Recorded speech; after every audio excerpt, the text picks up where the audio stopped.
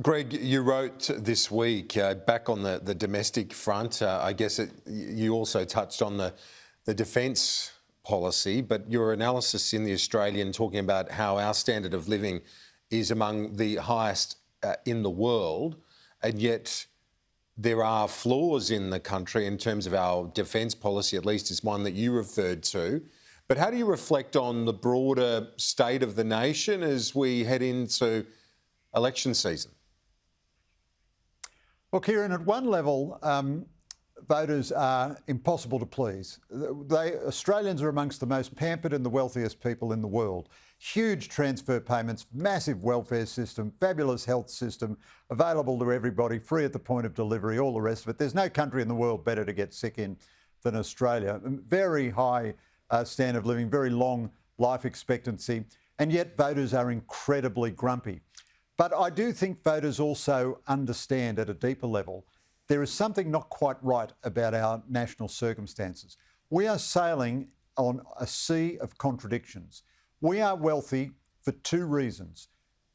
Commodity prices are through the roof, so like all commodity export nations, we are wealthy. We're no cleverer than Russia or Saudi Arabia when it comes to that. We're wealthy because of that. And secondly, John Howard, we're still living off the savings that he made. He gave us so much money in the bank that we can live on the credit card for a long time.